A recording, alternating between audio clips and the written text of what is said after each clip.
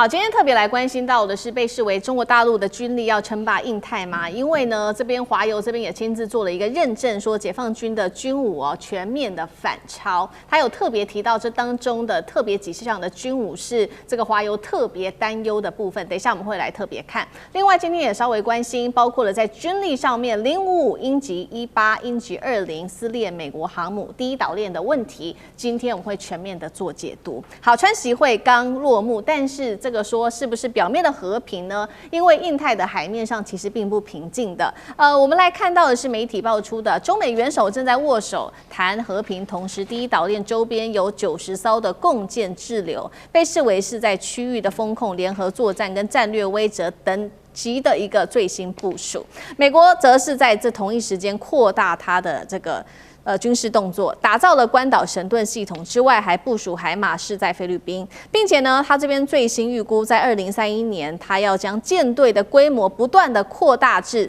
450艘。川普還說，他要繼續的力推他的精瓊飛彈的製造。那麼現在說呢，這個金額恐怕高達了1.191兆美元，這是來自於國會所算的一個成本，遠高於川普先前說只有1800多億的金額。那麼，對於現在美國的國債都已經突破了39兆美元，如果再加上這種擴軍的費用，恐怕財政上面的負擔是相當吃緊，而且吃力的。委員怎麼看這個習川會才一結束，先是這個90艘的共艦滯留，另一方面美軍在擴大在軍事上面的各種準備行動，印太現在是更危險嗎？中美是否步入所謂的修昔底德陷阱？委員怎麼解讀？對，什麼叫做修昔底德陷阱？我想在過去這段時間，很多這個專家都提出來過嘛。那麼直白一點，用白話文說，就是當某一個強權在興起的過程當中，你就會引起既有的強權的不安，然後這個既有的強權就會跟這個正在興起的強權爆發衝突跟戰爭，這就是所謂的這個修昔底德陷阱哦。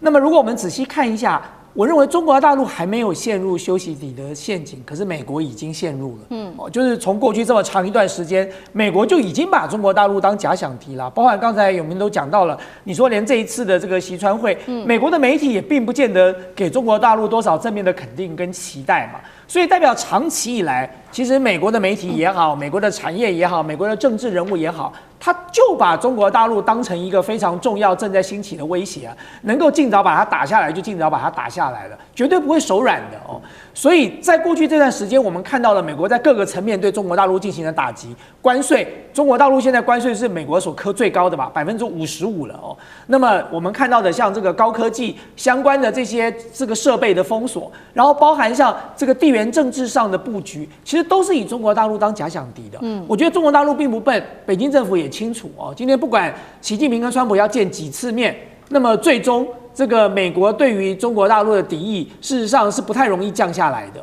那麼也就是說，中國大陸跟美國都在跟時間上做賽跑嘛。美國現在在玩的就是遠交近攻的政策嘛。它短期之內在很多層面上沒有辦法對中國大陸真正造成實質的打擊，特別是在軍事力量的這個部署上，所以它必須跟中國大陸握手言和。然後，但是它卻減除了中國大陸在其他地區的這個相關的這些盟友跟支持的力量。同時，它正在積極的這個打造自己的海軍，新建自己的這個軍備哦。那麼一旦讓美國完成了它這些相關的布局的時候，中國大陸就不會有好果子吃的了。所以我覺得北京政府也不笨，他也很清楚。那麼為什麼這個在習川會的過程當中，第一島鏈還有將近90艘共艦滯留，這個也不意外啊。因為事實上第一島鏈有日本現在正在不斷的這個蹦跳挑釁啊，那麼這個還有菲律賓也企圖在南海生事，那你更不要講台灣問題現在是重中之重哦。那麼中國大陸對台灣也沒有手軟哦。所以這就是我剛才不斷的在強調的問題。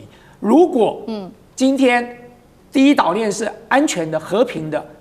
不用有90艘共艦了，習川會吧，當然應該營造一個非常和平、歡樂的形象啊！你幹嘛要擺這個90艘共艦在那裡呢？顯然就是這是個兩手的問題啊！在台面上我跟你交朋友，我知道你遠來是客，可是我並沒有放下我該所做的這些布局跟防範的措施。特別是我不斷的要強調一件事，就是演習要投入的成本非常高，這個艦長很清楚啊。任何一場演習都不可能是免費的哦。那麼中國大陸這麼多場針對台灣的演習都已經進逼到台灣的24海里了。那你認為說中國大陸演習是演習來玩的嗎？演習給台灣好看的，嚇一嚇台灣，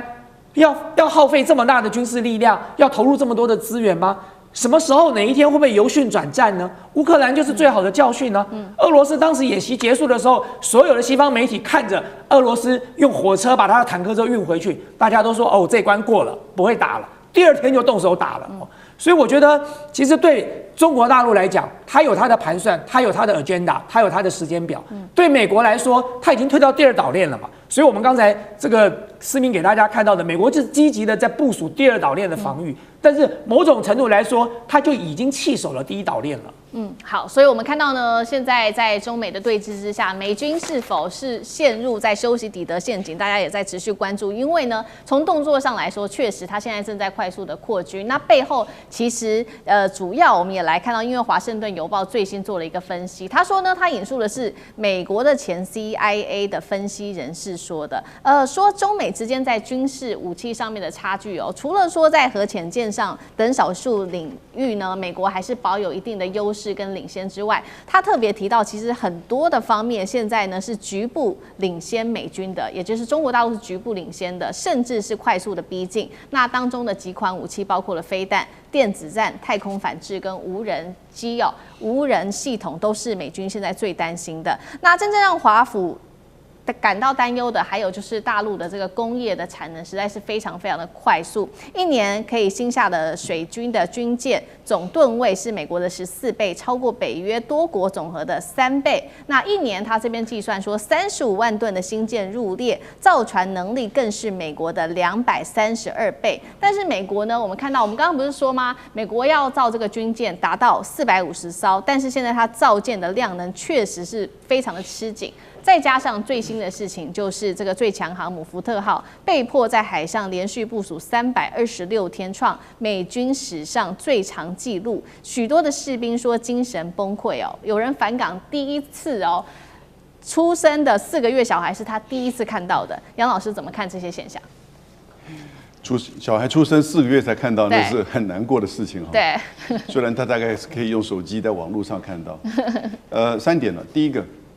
現在這個時間點，美國的軍事還是全球 No.1， 對，這個沒有話講。它的軍事預算是9000多億，是中國大陸的3倍。它的全球的基地有750個，也只有它有全球有基地，而且各國跟它有簽軍事條約的，從北約到日本、韓國也給予它軍事基地上的支持跟演練。那當然它有核子彈頭5000枚。那中國大陸目前大概是600枚，可是第二點，大國的軍事力量不是這樣子在玩戰爭遊戲的來比較，單純比較數字，因為你不會真的進行大國之間的直接戰爭，因為有核子武器，所以當核子武器出現的時候，核子強國不會直接的發生戰爭，那叫世界毀滅，所以呢，他就必須要用軍事武力，也許透過代理戰爭消耗對方。最重要的是透過軍事武力來去實踐他的外交跟經濟政策，要其他的國家在低頭，然後呢屈服於他的軍事的壓力之下，然後呢可以在區域的秩序當中去慣行他的想法，比如說在中東，比如說在東歐，你看到美國，那過去美國就是無往不利啊，現在你發覺到處處撞壁，那就是為什麼？那就從5月份開始。就陸續的報道，其實我們都知道。剛才大憲委也講，第一個5月1號，美國的《紐約時報》一篇好長的文章，就在講美國的海軍已經面臨就是這個悲哀的衰落了。就剛剛你講的一連串的數字，還不包含它還有好幾個造艦計劃，連續花了數十億美元之後呢，就取消掉。最近一個就是去年下半年取消掉的，叫做新作艦造艦計劃。所以它的整個艦艇的設計跟這個目前這個，如果說艦艇有代數的話呢，那已經落後中國大陸了。然後呢，到了5月的第一個禮拜的時候，2位參議員在《華爾街日報》寫了一篇文章，說美國的空軍已經輸於中國了。好，所以如果你真的叫，然後你再看，最重要的是美國在伊朗打了一個仗，結果呢，把自己給輸下去了。最後呢，必須要到他的競爭的對手北京這邊來去尋求，而且剛才我講的那個白宮的那個 readout 啊，他那個 fact sheet 裡面他就提到，中國大陸跟美國同意這個戰爭怎麼樣，然後呢，海峽的通行是跑到你的競爭對手來，請他來幫忙你維持一個作為海上霸主關鍵的海峽秩序，因為你自己沒辦法掌控。所以你全面的這種衰退，那這個時候倒過來就是第一個，你对你的對手就沒有辦法用軍事力來要求他政治上的退让；第二個呢，你對區域的影響力開始會衰退；第三個呢，這些國家就開始會選邊了，就會平衡了，對不對？所以就整個這個全球的秩序就開始會在重組過程當中，那應該是動盪的。那這個時候大國就要了解，如果你用大國協調的方式的話呢，尋求一個基本的建設性戰略穩定關係，如果能夠做到的話，那其實是世界之福啊。好，对，同一時間，那我們也來看到，那大陸方面呢，現在在軍事上面又有什麼樣子的準備？剛剛看到是美國，這邊看到的是大陸現在正在補足的是它的095、096等等，還有它的轟20，說希望能夠好好的建立成軍它的海陸空3位一體核打擊能力，搭配的就是6代機高超音速導彈鷹擊18、鷹擊20跟055萬噸大驅，尤其特別重視在第一島鏈這邊，希望能夠更加的安全，打退美國的航母。印太現在的霸權是不是重新改寫？那艦長怎麼看？4月23號的時候，我有幸去參加了這個中國大陸的海軍節的艦艇開放。那除此之外，我還去了這一個青島的北方造船廠以及青島港。那這不給我的感覺啊，也就是之前我們大家唱的中華民國頌的部分啊，也就是青海的船廠一眼看不完。而且為什麼沒有照片？因為他說這一些，因為我們看的不是軍艦啊，是一般商船。他說這些商船，它都也是分段組成啊。他說那個都是各個那航商他們的一個機密，所以我們不能拍啊。那至於說啊，我們看到的青島港，它就跟那鄭麗文主席去看到洋山港一模一樣，從這一個貨櫃的起吊，一直到運輸，然後一直到儲存，通通都無人化，它都有無人車在那邊運輸。那至於說我們剛剛講到了有關於軍事的部分，我們就看艦艇就可以了。那我們看艦艇的話呢，我們看到如果說以驅逐艦加上護衛艦的話，它的數量，北部戰區32艘，東部戰區41艘，南部戰區33艘，那我們就可以看到中國大陸透過這一些艦艇的部署，它真正的重心其實在東部戰區啊。那除此之外，那有關於055的部分呢？那055的部分，其實我們現在看到有關於央視它公布的資料，只有一件事情，也就是它13000噸，其他的都是我們靠這個論文或者是靠它的外形來做研判的啊。那我們可以看到，它實際上可以發射的飛彈非常多啊。那有鷹擊18，鷹擊18其實它到末端的時候，它可以達到那個3馬赫，那也就是3倍音速。那它的射程是在600公里啊。那有關於說它的這個紅旗9的部分呢，我們不知道它放的是哪一型，從125公里到250公里，現在甚至還有480公里的，那通通可以放進去。不過真正該注意的是，以前講到的鷹擊21，但是是鷹擊20的部分，也就是它已經把彈道飛彈直接放進它的一個垂直發射系統的。那這個是我們之前所看到的它的發射的狀態。那如果透過詹氏武器的這一個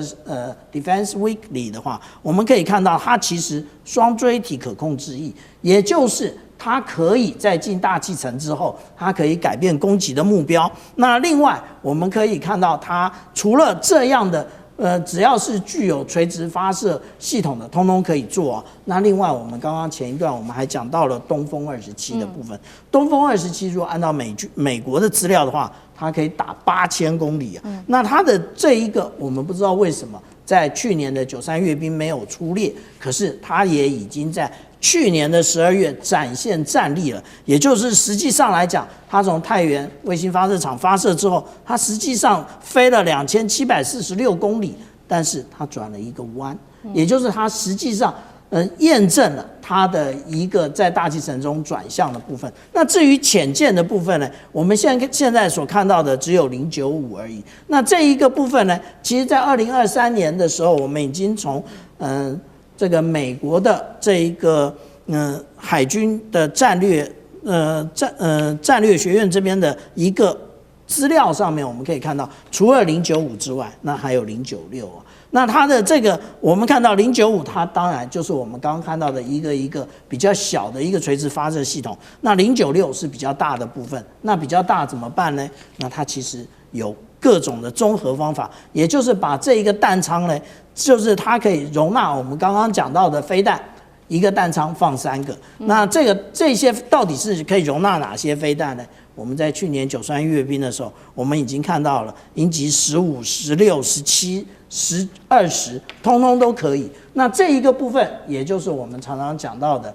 解放軍的體系化建軍。那它的攻擊模式不是只有單純的反艦飛彈而已，還有彈道的反艦飛彈，還有直接水面下的威脅。好，謝謝艦長。那我們休息一下，馬上回来。地缘政治、美中之争、戰略價值、強權崛起、小國生存，現在與未來洞悉世